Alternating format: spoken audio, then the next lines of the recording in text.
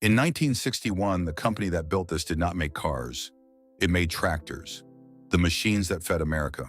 And then, almost as a side project, it built a small, boxy four-wheel drive that beat the Ford Bronco to the road by 5 years. It quietly invented a kind of vehicle that would one day make other companies billions. This is the International Harvester Scout, and this is the story of how a farm machinery giant built the future, sold 500,000 of them, and threw the whole thing away at the worst possible moment. The International Harvester was born in 1902, out of a truce. 5 great harvester companies, led by McCormick and Deering, had been at war for 2 decades, cutting prices until selling costs ate nearly half of every sale. J.P. Morgan's bankers forced them to merge. Together, they controlled nearly 85% of every harvester made in America. It made the iron that turned the soil of a whole continent. For 60 years, that is what it did. But in 1958, executives from the truck division came back from a trip out west with a strange idea. They had watched ranchers fall in love with a crude little four-wheel drive called the Jeep. And they thought, we could build something like that. Only roomier. Something a farmer could work all week and still drive his family in on Sunday. Inside the company, the idea nearly died. And then, one evening, the chief of design, a man named Ted Ornis, sat down at his own kitchen table and sketched it out. Blunt, upright, honest. A vehicle with nothing to prove. That sketch put the fire back in the project. They gave it a name that was technically already taken by another manufacturer. They used it anyway. They called it the Scout.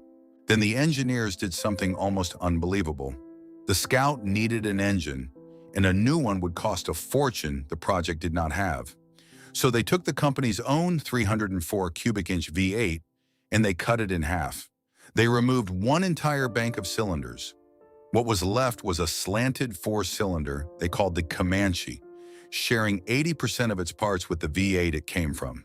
It was crude, it was cheap, and it worked. On January 18, 1961, the Scout 80 went on sale. You could strip it to a doorless roadster with a folding windshield, or bolt on a steel top and turn it into a little wagon. The ads called it a quick change artist. A station wagon, a convertible, a light hauler, all in one. Like getting 4 vehicles for the price of one. America was not ready for how much it wanted this thing. Demand buried the factory. International was building more than 160 Scouts a day and still could not keep up. Sales doubled the company's own projections, then tripled them. And here is what matters most. The Ford Bronco, the vehicle most people credit with starting this whole category, would not arrive until 1966. The Scout beat it by 5 years. A tractor company had gotten there first, and they kept going. In 1965 came the Scout 800, with real seats, real heat, bigger engines.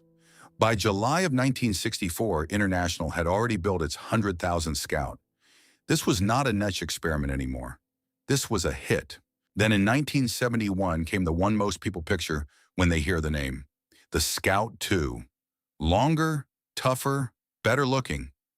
5 years later, it grew a whole family of body styles. The Terra, a small pickup, the Traveler, a full wagon.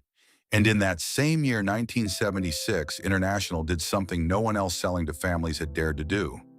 They offered a diesel. It made the Scout the first civilian SUV in America you could buy with a diesel engine. It was decades ahead of its time. But the Scout was not just a farm truck anymore. It went racing. Scouts ran the Mexican desert from the very first Baja races. And in 1978, a self-funded rookie named Jerry Boone took a nearly production Super Scout II and won overall class victories at both the Baja 1000 and the Mint 400 in the same year.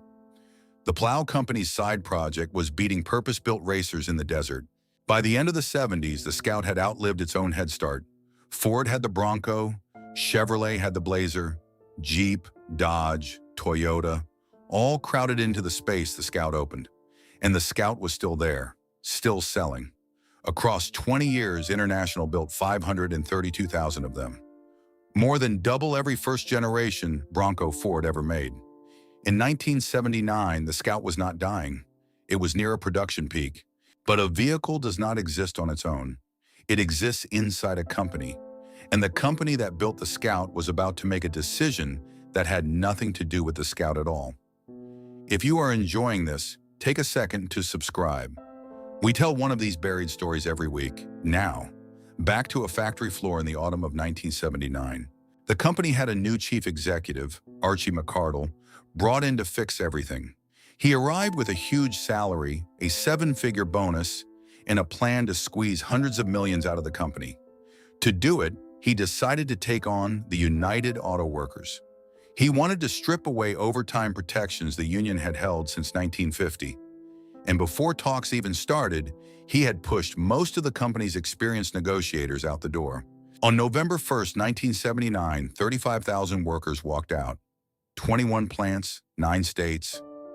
It became the longest strike in the history of the United Auto Workers, and it did not last a week or a month. It lasted 172 days. Nearly 6 months of a company that made things, making nothing.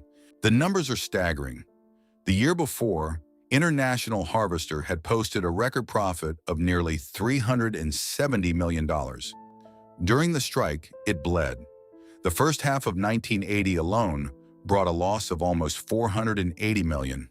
Short-term debt exploded from $442 million to roughly $1 billion, and it needed cash immediately.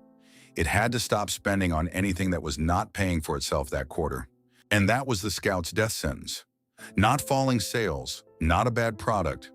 The Scout was still selling in the tens of thousands, but International could no longer afford to build it. In the spring of 1980, the company announced it would let the Scout go. The Fort Wayne line kept running out the model year, and then it stopped. In October of 1980, the last International Scout rolled off the line. A Scout 2, painted Tahitian red. And as it came off, a worker took something sharp and scratched a date and 2 words into the transmission housing, by hand. 10, 20, 80, the end. That vehicle still exists today. Someone made sure of it. International Harvester never recovered. Between 1980 and 1982, it lost a combined $2.4 billion. At the time, the largest 3-year loss any American company had ever recorded. It sold off its farm equipment in 1985. What was left of the trucks became Navistar. The giant that fed a continent simply faded out. And here is the cruelest part. The Scout had been right. That exact idea, a rugged Ford, wheel drive sold not to farmers but to families, became the single most profitable shape in the automobile industry. The SUV. Ford, General Motors, Jeep, Toyota all rode that formula to fortunes. In the decades after International Harvester had already collapsed and walked away from the category it invented. But the story is not quite over. When Navistar was folded into a group tied to Volkswagen, a name came with it. And in October of 2024, 4 years after that last Scout rolled off the line, Volkswagen revealed a brand new one. An electric Scout Traveler. An electric Scout Terra. Backed by a $2 billion factory in South Carolina. The ghost of a bankrupt tractor company's side project, brought back to life by one of the largest carmakers on Earth. The Scout was forgotten. But it was never wrong. If stories like this are the reason you are here, the subscribe button is how you get the next one. A forgotten machine, every single week. And next time, we follow that diesel thread one turn further. Because a few years after the Scout proved a diesel could sell, another American giant bet everything on a diesel V8 of its own and nearly killed the diesel engine in America for a generation. That story is next. Until then, keep the old iron running.